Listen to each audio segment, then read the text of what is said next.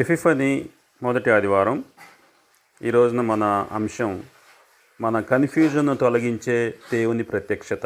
యెషయా 61 మొదటి 3 వచనాలు, ఎఫెసీ 6 మొదటి 4 వచనాలు, మార్కు సువార్త 10వ అధ్యాయం 13 నుంచి 16 వరకు. ఎపిఫనీలోని మొదటి ఆదివారాన్ని మనం జరుపుకుంటున్నాం. జనవరి 6వ తారీఖున ఎపిఫనీ పండుగను ఆచరిస్తాం. క్రీస్తు యొక్క దైవత్వంను ప్రత్యక్షపరిచే 3 అద్భుతాలను ఈ ఎపిఫనీ పండుగ మనకు జ్ఞాపకం చేస్తుంది. ఎపిఫనీ అనేది గ్రీకు పదమైనటువంటి ఎపిఫానియా నుండి వచ్చింది. అన్యజనులకు దేవుని ప్రత్యక్షత అని దీని అర్థం. మొట్టమొదటిగా దీన్ని క్రీస్తు శకం 361వ సంవత్సరంలో ఆచరించారు. మొదటిగా క్రీస్తు పుట్టుకను జ్ఞాపకం చేసుకుంటూ దీన్ని ఆచరించారు. తర్వాత జ్ఞానులు క్రీస్తును దర్శించటం, యోర్దాను నదిలో యేసుక్రీస్తు యొక్క బాప్తిస్మం, కానాలో జరిగించిన మొదటి అద్భుతం, వీటన్నిటినీ జతపరిచి ఈ పండుగను ఆచరించారు. ఈ 3 సంఘటనలే ఎపిఫనీని, దాని అర్థాన్ని వివరిస్తూ ఉన్నాయి. క్రీస్తును జ్ఞానులు దర్శించడం వెనుక గొప్ప భావం దాగి ఉంది. క్రీస్తును రాజులకు రాజుగా, ప్రభువుగా వారి దర్శనం ప్రత్యక్షపరుస్తుంది. సాంబ్రాణి, బంగారము, బోళము అర్పించడం ద్వారా యేసుక్రీస్తు యొక్క దైవత్వాన్ని బహిరంగంగా గుర్తించిన మొట్టమొదటి అన్యులు ఈ జ్ఞానులు. యోర్దాను నదిలో యేసుక్రీస్తు బాప్తిసం దేవుని కుమారునిగా ఆయన దైవత్వాన్ని ప్రత్యక్షపరుస్తుంది. కానా వివాహంలో జరిగించబడిన మొట్టమొదటి అద్భుతం కూడా దేవుని మహిమను ప్రత్యక్షపరిచిన ఎపిఫనీలో ఒక భాగంగా కొన్ని సంఘాల వారు భావిస్తారు. మానవుల పాపముల కొరకై ప్రాయశ్చిత్తంగా దేవుని చేత ఈ లోకానికి పంపబడిన దైవకుమారుడు, రక్షకుడైన యేసుక్రీస్తును ప్రత్యక్షపరచడమే సంఘం యొక్క బాధ్యత అని ఈ ఎపిఫనీ మనకు తెలియజేస్తుంది. ప్రభు ప్రజల దగ్గరకు వచ్చిన వ్యక్తులను సువార్తల్లో మనం అనేకసార్లు చూస్తాం. ప్రాముఖ్యంగా తమ చిన్న బిడ్డలను ప్రభువు దగ్గరకు తీసుకొచ్చినటువంటి తల్లిదండ్రులను సువార్త పాఠంలో చూస్తాం. ఇతర వ్యక్తులను యేసుక్రీస్తు వద్దకు నడిపించడం అనేది ఈ లేఖనాలు మనకు జ్ఞాపకం చేస్తాయి. ఈ దినాన అనేక మంది పిల్లలు మందిరాలకు దూరంగానే జీవిస్తున్నారు. కొంతమంది పిల్లలు మాత్రమే యేసుక్రీస్తుని గురించిన జ్ఞానాన్ని కలిగి ఉన్నారు. అలాగే క్రీస్తుతో సంబంధం వారు కలిగి జీవిస్తూ ఉన్నారు. అదేవిధంగా మందిరాల్లో పెరిగిన వారు తమ జీవితం అంతా అదే రీతిగా ఉండలేకపోతున్నారు. 20 మందిలో ఒక్కరు మాత్రమే తమకు 22 సంవత్సరాలు వచ్చేసరికి మందిరాల్లో ఉండగలుగుతున్నారు. అందువల్లనే మనం పిల్లలను యేసుక్రీస్తు వద్దకు నడిపించాలి. మార్కు సువార్త 10వ అధ్యాయంలో తల్లిదండ్రులు పిల్లలను యేసు వద్దకు తీసుకొని వచ్చారు, కానీ శిష్యులు అడ్డుపడ్డారు. ఎఫెసీ 6వ అధ్యాయం మొదటి 4 వచనాల్లో పిల్లలు ప్రభువులో తల్లిదండ్రులకు లోబడాలి, తల్లిదండ్రులు పిల్లలను కోపపెట్టక ప్రభు బోధలో పెంచాలని రాయబడి ఉంది. సువార్త పాఠ్య భాగంలో కొంతమంది ప్రజలు తమ పిల్లలను యేసు ప్రభు దగ్గరకు తీసుకొని రావడం చూస్తాం. తమ బిడ్డలు ఆయన ద్వారా ముట్టబడాలని వారి యొక్క ఉద్దేశం. ఎందుకు వారు దేవుని చేత ముట్టబడాలో పాత నిబంధనలో మనం చూస్తాం. పేద ప్రజలకు సువార్త ప్రకటించడానికి, దుఃఖంలో ఉన్న మనుషులను ఓదార్చడానికి, స్వాతంత్రం లేని వారికి స్వాతంత్రం ఇవ్వటానికి, బలహీనులకు బలం ఇవ్వటానికి ప్రభు అయిన యేసుక్రీస్తు అభిషేకించబడ్డాడు. తల్లిదండ్రులు పిల్లలను యేసు వద్దకు తీసుకొచ్చిన కారణంగా కేవలం ఆశీర్వాదం కోసం కాదు, వారి జీవితంలో విముక్తి, స్వస్థత, ఓదార్పు వీటన్నిటి అవసరం ఉంది. అదే మనం పాత నిబంధనలో చూస్తాం. ప్రభు యొక్క యెహోవా ఆత్మ నా మీదకు వచ్చి ఉంది, దీనులకు శుభవార్తను ప్రకటించడానికి యెహోవా నన్ను అభిషేకించడం, అక్కడ అది మొత్తం మనం చూస్తున్నాం.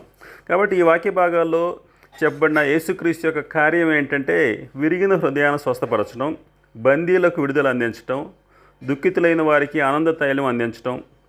పిల్లలు కూడా నశించిన ఈ లోకంలో జీవిస్తూ ఉన్నారు. అందుకని వాళ్ళు యేసు ప్రభు చేత ముట్టబడాలి, దేవుని యొక్క ఆశీర్వాదాలు పొందాలని తమ బిడ్డలను ప్రభు దగ్గరికి తెచ్చారు కొంతమంది. అయితే వారిని శిష్యులు అడ్డగించినప్పుడు ఆ శిష్యులను వారు దాటి రావాలి. పిల్లల్ని తెచ్చిన వారిని శిష్యులుగా అద్దిస్తున్నారు. పిల్లలకి దేవుని ప్రత్యక్ష అవసరం లేదా? ప్రభువు శిష్యుల మీద కోప్పడి పిల్లలను నా యొద్దకు రానియండి అని వారిని ఎత్తుకొని, వారిని కౌగిలించుకొని వారిని ఆశీర్వదించాడు. కాబట్టి ఈ వృత్తాంతం మనకు అనేక విషయాలను జ్ఞాపకం చేస్తుంది. ఆ విషయాలను మనం జ్ఞాపకం చేసుకుంటే, ఇక్కడ ఒక ఇంట్లో ఒక 2 పిల్లలు తమ తల్లిదండ్రుల గురించి, వారి యొక్క స్వభావం గురించి, వారి ప్రవర్తన గురించి మాట్లాడుకుంటూ ఉన్నారు. వాళ్ళ తల్లిదండ్రుల గురించి అర్థం చేసుకోవడం చాలా కష్టమని వారు అనుకుంటున్నారు. ఒక అబ్బాయి అంటాడు, నా తల్లిదండ్రులు నన్ను ఎలా పెంచుతారో నాకు అర్థం కావట్లేదని. మరొక అబ్బాయి దానికి చెప్పిన జవాబు ఏంటంటే, నీవు అన్నది కరెక్టేరా, నా పేరెంట్స్ గురించి నీకు ఒక సంగతి చెప్తా విను. ముందు నాకు మాటలు నేర్పడానికి గంటల సమయం గడిపారు. అలాగే నాకు నడక నేర్పడానికి కూడా గంటల సమయం గడిపారు. తీరా నేను మాటలు నేర్చుకున్న తర్వాత, నడక నేర్చుకున్న తర్వాత ఇప్పుడేమంటున్నారు తెలుసా? మాట్లాడకుండా కూర్చోరా, నోరు మూసుకొని కూర్చోరా అంటున్నారు. కాబట్టి ఈ సంభాషణ మనకు తెలియజేసేది ఏంటంటే తల్లిదండ్రులకు పిల్లవాడికి మధ్య ఏదో కన్ఫ్యూజన్ ఉంది, అభిప్రాయాల్లో భేదాలు ఉన్నాయి. తల్లిదండ్రులు పిల్లవాడు ఒకరి అభిప్రాయాలు ఒకరికి భేదాలు ఉన్నట్లుగా కనిపిస్తున్నాయి.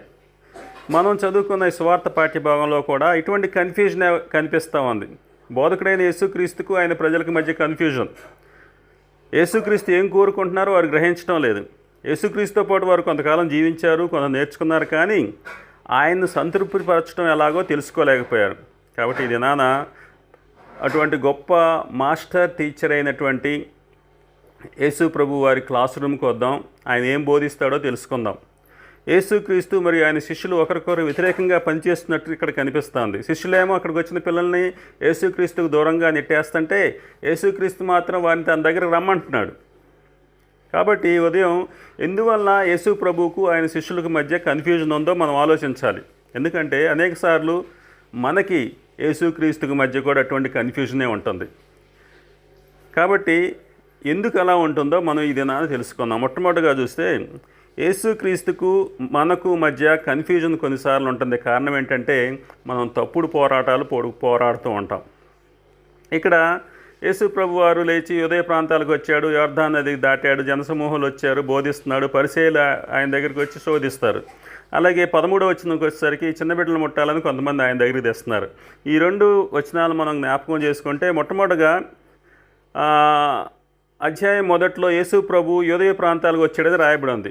జనసమూహాలు ఆయన చుట్టూ చేరితే ఏ శిష్యుడు వారిని పంపించలేదండి బయటికి. అదే మీటింగ్లో పరిసయ్యులు కూడా ప్రభువును శోధించడానికి వస్తే అప్పుడు కూడా శిష్యులు మౌనంగానే ఉన్నారు. తమ మాస్టర్ టీచర్ దగ్గరికి వాళ్ళకి వచ్చి శోధించినందుకు శిష్యులకు ఎటువంటి బాధ కూడా లేదు. అయితే పిల్లలు యేసుక్రీస్తు ద్వారా ఆశీర్వదించబడాలని వారిని ఆయన దగ్గర తీసుకొస్తే మాత్రం పిల్లల మీద తల్లిదండ్రుల మీద కేకలేస్తున్నారు. చాలా ఇంట్రెస్టింగ్గా ఉంది కదా. పరిచయలు శోధించడానికి వస్తే శిష్యులు మౌనంగా ఉన్నారు, పిల్లల్ని ఆశీర్వదించమని తల్లిదండ్రులు వారి దగ్గర తెస్తే మాత్రం శిష్యులు కేకలేస్తున్నారు. ఈ సంఘటన మనకు తెలియజేసేది ఏంటంటే ఏ విషయంలో మనం పోరాటం చేస్తున్నామో మనకు తెలియదు. కాబట్టి ఈ దినాన దేవునికి నాకు మధ్య ఉన్న కన్ఫ్యూజన్ ఏంటంటే మనం అనేకసార్లు తప్పుడు పోరాటాలు చేస్తున్నాం. కొంతమంది మందిరానికి రాకుండా ఉంటారు. కారణం ఏంటయ్యా అని అడిగితే వాళ్ళు ఏం చెబుతారు తెలుసా? అదని ఇదని చెబుతారు. కానీ నిజమైన పోరాటం ఏంటంటే నీవు దేవునితో పోరాడుతున్నావు. ఒక వ్యక్తి బాగా తాగి వచ్చి భార్య మీద కోపడతాడు. ఎందుకంటే అడుగుతాడు భార్యని, నేను కావాలా మందు కావాలని ఆమె అడుగుద్దేమో అనుకుంటాడు, ఆమె అల్టిమేటం జారీ చేస్తుందేమో అనుకుంటాడు. కానీ అది తనకు తన భార్యకి మధ్య పోరాటం అని ఆయన అనుకుంటాడు, కానీ నిజానికి అది తన దుర్వ్యసనానికి తనకు మధ్య ఉన్నటువంటి పోరాటం. కాబట్టి ఇది మొట్టమొదటిగా మనం జ్ఞాపకం చేసుకోవాలి. ఇక రెండోదిగా చూస్తే యేసుక్రీస్తుకు మనకు మధ్య కొన్నిసార్లు కన్ఫ్యూజన్ ఉంటుంది.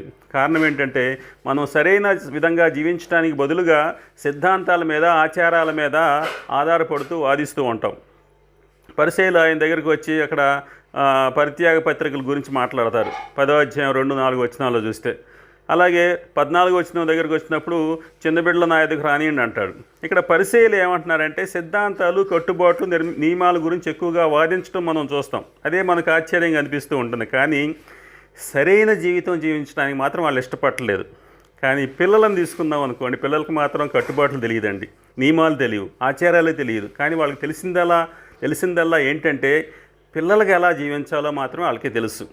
కాబట్టి మనం ఈ దినాన ఈ మందిరంలో కూర్చొని సిద్ధాంతాలు, కట్టుబాట్లు, ఆచారాలు గురించి మాట్లాడుకుంటూ ఉంటాం. ఇవన్నీ కూడా మనం సరైన జీవితం జీవించకుండా మనల్ని దూరం చేస్తాయి.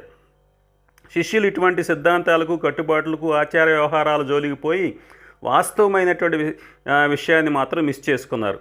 కాబట్టి ఈ దినాన దేవునితో సిద్ధాంతాలు, కట్టుబాట్లు మాట్లాడటం ఆయనకి ఇష్టం లేదండి. వాటిని గురించి వాదించడం కూడా ఇష్టం లేదు. దేవుని తరపున మనం మాట్లాడాలని, ఆయన డిఫెండ్ చేయాలని ఆయన కోరుకోవటం లేదు.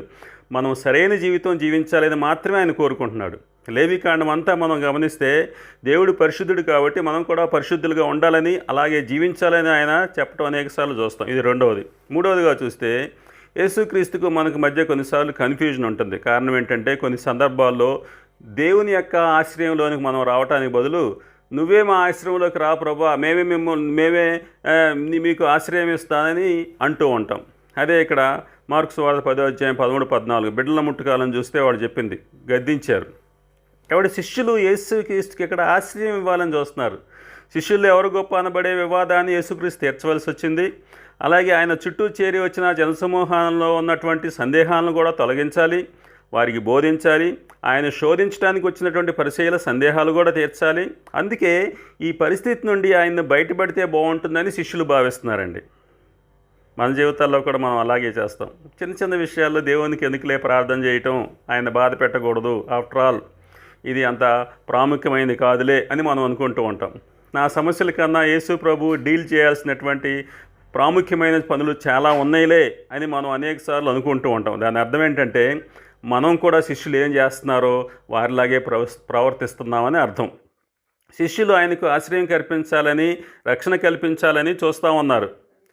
వారి ఆశ్రయం, వారి యొక్క రక్షణ దేవునికి ఇష్టం లేదు. అలాగే దేవునికి అలాంటి ఆశ్రయం అవసరం లేదు. మన ఆశ్రయం కూడా ఆయనకు అక్కర్లేదు.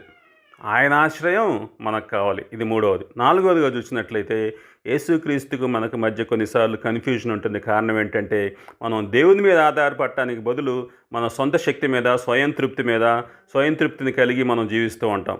కాబట్టి ఇక్కడ పరిచయలను మనం తీసుకున్నాం అనుకోండి, తాము ధర్మశాస్త్రంలో మేమే మాస్టర్స్ అనుకుంటూ ఉన్నారు. పరిచయుల అభిప్రాయం అది. యేసుక్రీస్తుని అనవసరంగా పిక్చర్లోకి తీసుకొచ్చి వారి పేరు ఎందుకు పోగొట్టుకోవాలని వారు ఎంతమాత్రం కోరుకోవటంలా. అంటే వారు స్వయం సంతృప్తి కలిగి ఉన్నారు. యేసుక్రీస్తుని ఆహ్వానించే పరిస్థితి వారికి లేనే లేదు. యేసుక్రీస్తు దగ్గర కూర్చునే స్థలం వారికి లేదు. మరొక ప్రక్క పిల్లలే మనం చూసినట్లయితే వారంతటా వారు యేసు ప్రభు దగ్గరకు రాలేరు. లేఖనాలు చెప్పేది ఏంటంటే ఎవరో ఒకరు వారిని యేసు ప్రభు దగ్గరకు తీసుకురావాలి. వారు ఇతరుల మీద ఎలా ఆధారపడి ఉన్నారో మనం కూడా యేసుక్రీస్తుపై ఆధారపడి జీవించాలని ఈ సంఘటన మనకు తెలియజేస్తూ ఉంది. దేవుడు తనపై ఆధారపడమని మనం ఒక పక్క కోరుకుంటే మనం మాత్రం స్వయం సంతృప్తి కలిగి జీవించడం వలన దేవునికి మనకి మధ్యలో కన్ఫ్యూజన్ అనేది అలాగే ఉంటుంది. కాబట్టి ఈ మధ్యాహ్న సమయంలో దేవునికి నాకు మధ్య ఏమైనా కన్ఫ్యూజన్ ఉంటే అది నా ద్వారా కలిగిందే తప్పించి వేరేది కాదు. అది నేను సృష్టించుకుందే తప్పించి వేరేది కాదు. నీకు దేవునికి మధ్య కన్ఫ్యూజన్ ఉంటే అది నీ జీవితంలో ఖచ్చితంగా నీవు సృష్టించుకుందే. అయితే మనం ఏం చేయాలి? ఇప్పుడు ఇది నాన్న ప్రభు ఆల్టర్ దగ్గరికి వచ్చి దేవునితో మాట్లాడాలి. కారణం hour God is not a God of confusion.